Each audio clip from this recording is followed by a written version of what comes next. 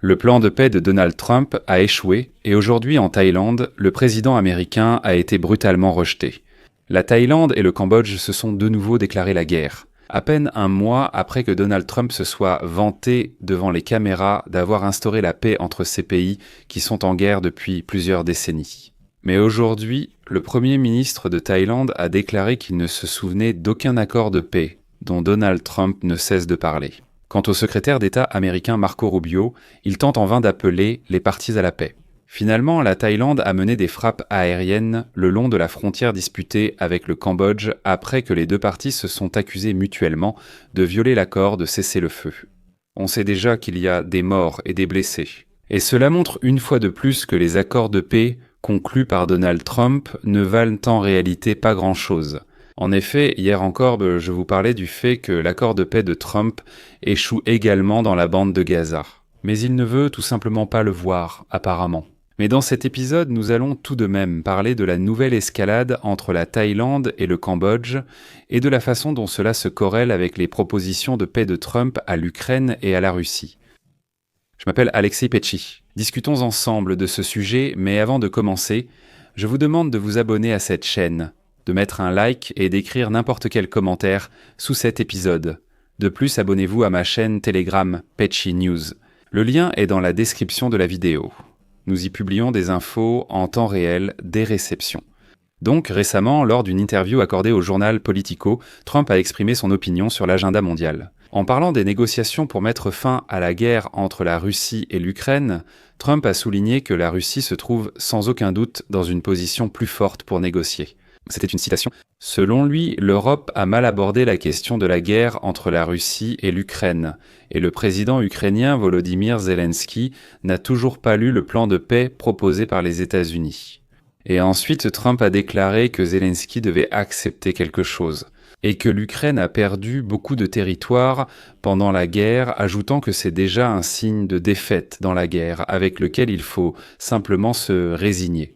Et Trump dit clairement que, Zelensky doit simplement se ressaisir, reconnaître que son pays a perdu, que la Russie est plus forte. Il me dit souvent, je respecte le combat des Ukrainiens, mais la force l'emporte toujours. Voilà, c'est comme ça, et ainsi de suite. Donald Trump a souligné que depuis son entrée en fonction, il a mis fin à 8 guerres et a déclaré que la guerre entre la Russie et l'Ukraine aurait pu être la plus facile. Mais elle s'éternise à cause de la haine entre le président ukrainien Volodymyr Zelensky et le dictateur russe chauve Volodya Poutine. Mais ici, il y a une énorme question. Est-ce que Trump a vraiment mis fin à 8 guerres ? Au moins une a déjà repris, et ce n'est pas aujourd'hui ni hier, mais bien plus tôt.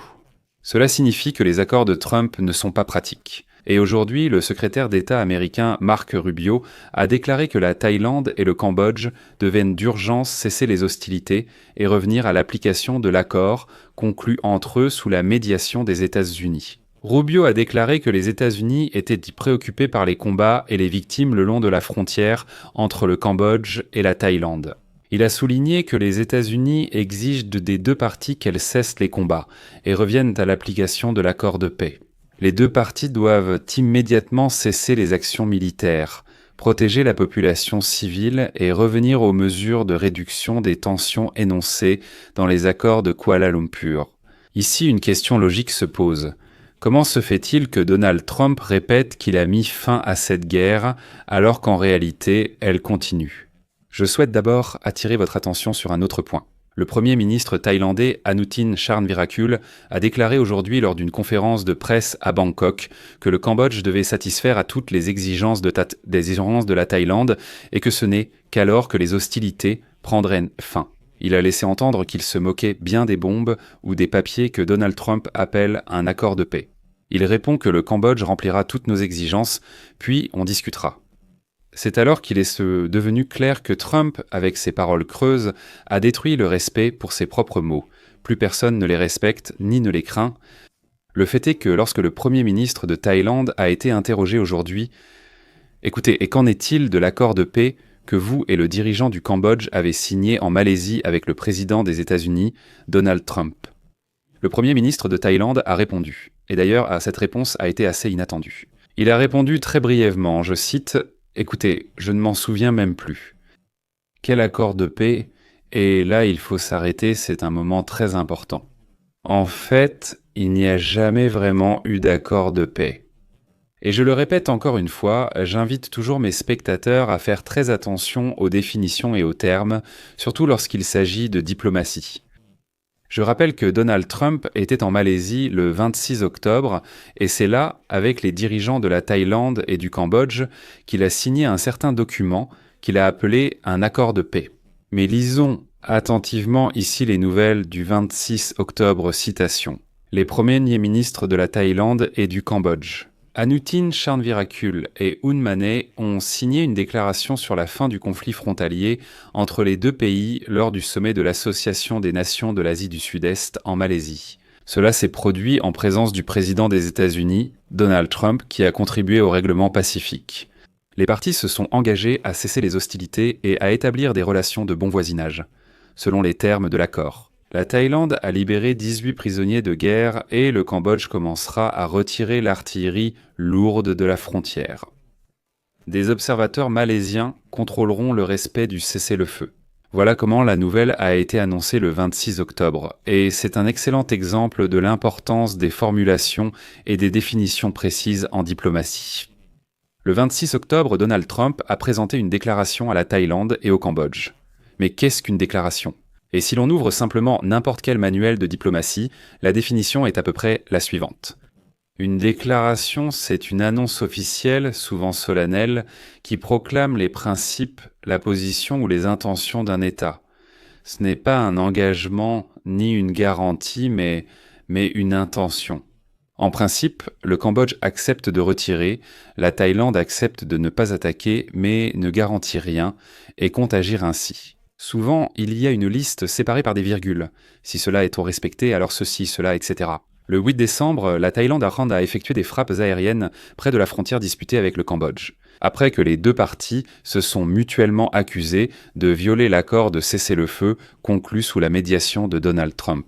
Selon les rapports de l'armée thaïlandaise, de nouveaux affrontements ont eu lieu dans 2 districts de la province la plus orientale d'Ubon Ratchathani, faisant au moins un soldat thaïlandais tué et 4 blessés. Après que leurs troupes ont été prises pour cible par des tirs en provenance du Cambodge, un communiqué de l'armée thaïlandaise a déclaré, je cite, « La partie thaïlandaise a commencé à utiliser des avions pour frapper des cibles militaires dans plusieurs zones. La consort contrôlée à Jamrook. » Le ministère de la Défense du Cambodge a indiqué que les troupes thaïlandaises avaient attaqué ces positions lundi matin après plusieurs jours de provocation dans 2 districts. Ils ont ajouté que les troupes cambodgiennes n'avaient jamais pas riposté et ne s'étaient pas laissées entraîner par les provocations. L'armée thaïlandaise a déclaré que les militaires cambodgiens avaient tiré des roquettes depuis des lance-roquettes multiples 21 sur des zones civiles en Thaïlande. Personne n'a rien retiré. Je tiens à souligner que la Thaïlande et le Cambodge se disputent depuis plus d'1 siècle la souveraineté sur des zones non délimitées le long de leurs frontières terrestres.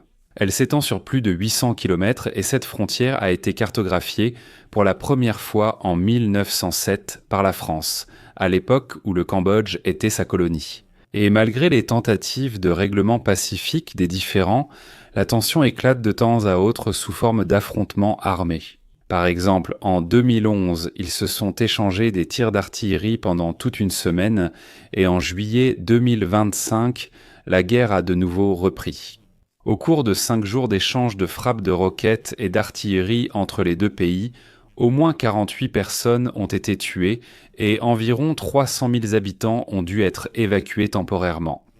Cette fois, le ministère des Affaires étrangères de Thaïlande a déclaré qu'il exigeait des excuses du Cambodge après l'accusation d'avoir posé de nouvelles mines, dont l'explosion a blessé un soldat thaïlandais le 10 novembre.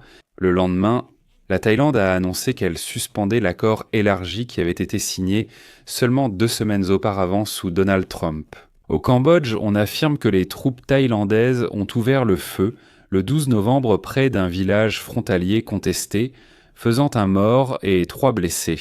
Et si vous avez écouté attentivement, vous avez remarqué que l'accord de paix, entre guillemets, de Donald Trump avait déjà été violé il y a 1 mois. Néanmoins, cela n'a pas empêché Donald Trump de déclarer lors d'une interview au magazine Politico le 9 décembre qu'il avait mis fin à la guerre entre la Thaïlande et le Cambodge. Et en général, il a mis fin à 8 guerres. Les amis, si vous trouvez cet épisode intéressant, si vous considérez que mon travail est sa manque nécessaire, vous pouvez remercier notre chaîne YouTube par un don ou un abonnement payant sur les plateformes Patreon, Buy Me Coffee ou en devenant sponsor sur YouTube. Tous les liens et infos sont dans la description de la vidéo où il est indiqué « Soutenir la chaîne Alexei Pichi ». Sélectionnez le format qui vous convient. Je vous serai reconnaissant pour tout soutien de votre part. C'est tout pour aujourd'hui. Prenez soin de vous. Au revoir à tous.